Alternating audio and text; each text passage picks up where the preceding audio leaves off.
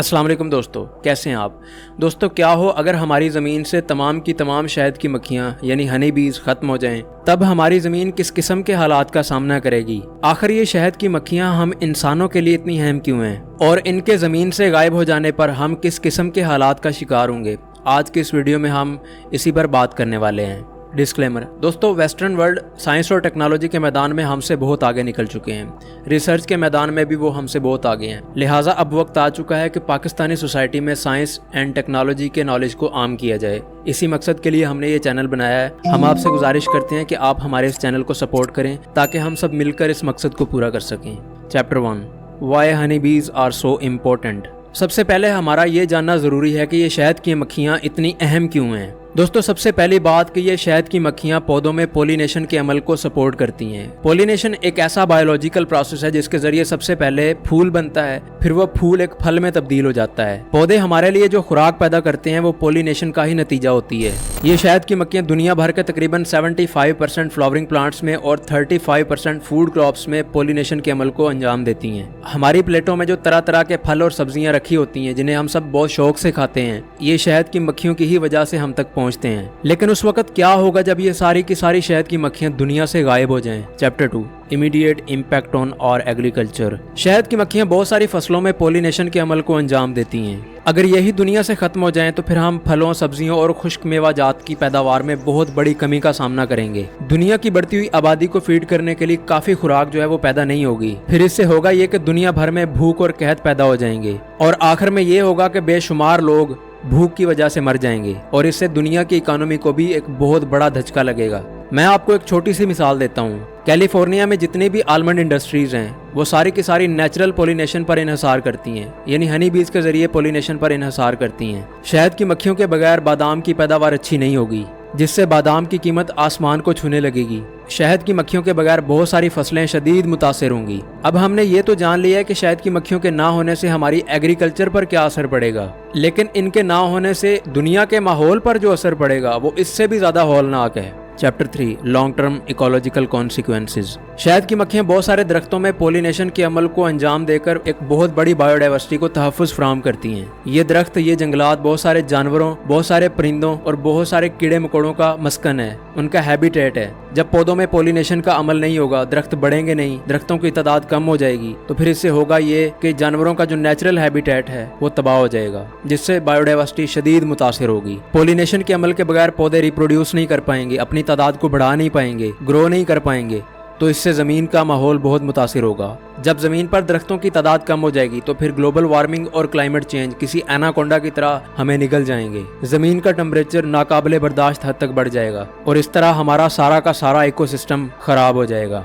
इन हालात में वो जानवर सबसे ज़्यादा अफेक्ट होंगे जो हर्बीवोर्स हैं, जो पत्ते और पौधे खाकर अपना गुजारा करते हैं, और वो प्रीडेटर्स भी बहुत ज़्यादा इफेक्ट होंगे जो इन हर्बीवोर्स पर डिपेंड करते हैं। इनमें हम इंसान भी शामिल हैं। इस तरह हमारी पूरी की पूरी फूड चेन तबाह होकर रह जाएगी। शहद की मक्खियों के ज़मीन से ख़त्म हो जाने पर ज़मीन का एक एक जानदार इससे मुतासिर होगा। शहद की मक्खियों के ज़मीन से ख़त्म हो जाने पर हम इंसानों की सेहत किस तरह से मुतासिर होगी, आइए इस पर भी बात करते हैं। Chapter 4, impact on human health and nutrition. जब हमारी खुराक से वो फल और सब्जियां खत्म हो जाएंगे जो हमें ज़रूरी मिनरल्स और विटामिन्स प्रोवाइड करते हैं, तो हमारी खुराक ग़िज़ाइयत से खाली हो जाएगी। इससे डाइट रिलेटेड बीमारियां बहुत तेज़ी से फैलेंगी। फूड सिक्योरिटी का एक बहुत बड़ा चैलेंज दुनिया को दरपेश होगा। वो इलाके जो पहले ही ग़िज़ाई किल्लत या मेल न्यूट्रिशन का शिकार हैं, वो इससे और भी ज़्यादा मुतासिर होंगे। उन इलाकों में सबसे ज़्यादा लोग मेल न्यूट्रिशन और भूख की वजह से लुक़्मे अजल बन जाएंगे। शहद की मक्खियों के दुनिया से ख़त्म हो जाने पर दुनिया की मईशत किस किस्म की तबाही का सामना करेगी, हम उसका अंदाज़ा भी नहीं लगा सकते। Chapter 5, economic and social impact. इससे दुनिया की इकोनॉमी में एक ऐसा फॉल आउट आएगा कि फिर हम कभी भी संभल नहीं पाएंगे। इससे एग्रीकल्चर सेक्टर सबसे ज़्यादा मुतासिर होगा, जिसका इम्पैक्ट इतना ज़्यादा होगा कि दुनिया की बड़ी बड़ी इकोनॉमीज हिलकर रह जाएंगी। एग्रीकल्चर और इससे रिलेटेड फील्ड्स के अंदर नौकरियां खतरे में पड़ जाएंगी, जॉब्स खत्म हो जाएंगी। वो लोग जो गांव देहातों में रहते हैं जिनका ज़्यादातर दारोमदार फार्मिंग और एग्रीकल्चर पर है, वो मुआशी तौर पर तबाह हो जाएंगे। इससे दुनिया में अनएम्प्लॉयमेंट और सोशल इंस्टेबिलिटी अरूज पर पहुंच जाएगी और दुनिया एक ऐसी तबाही का सामना करेगी जो किसी एटॉमिक बॉम्ब से भी ज़्यादा खौफनाक होगी। अगर हमें इस सूरत हाल से बचना है तो हमें शहद की मक्खियों को तहफ़्फ़ुज़ फराहम करना पड़ेगा। इसके लिए हम क्या कर सकते हैं और मॉडर्न रिसर्च इसके बारे में क्या कहती है, आइए बात करते हैं। Chapter 6 technological and scientific responses. खुदा न खास्ता अगर शहद की मक्खियाँ वाकई दुनिया से खत्म हो जाएं तो बुरी सूरत हाल से बचने के लिए हम क्या कर सकते हैं। साइंसदान नेचुरल पॉलिनेशन के एक अल्टरनेटिव सोल्यूशन आर्टिफिशियल पॉलिनेशन पर तहकीक कर रहे हैं। इस आर्टिफिशियल पॉलिनेशन में ड्रोन्स का इस्तेमाल किया जा रहा है और रोबोटिक बीज का इस्तेमाल किया जा रहा है। इस पर रिसर्च हो रही है, लेकिन ये टेक्नोलॉजीज अभी डेवलपमेंट फेज में हैं और ये नेचुरल पॉलिनेशन की तरह ना तो इतनी इफेक्टिव हैं और ना ही इतनी एफिशिएंट हैं। इनकी कीमतें बहुत ज़्यादा हैं। अगर इनको एग्रीकल्चर सेक्टर में इस्तेमाल किया गया तो फिर खाने पीने की चीज़ें बहुत ज़्यादा महंगी हो जाएंगी।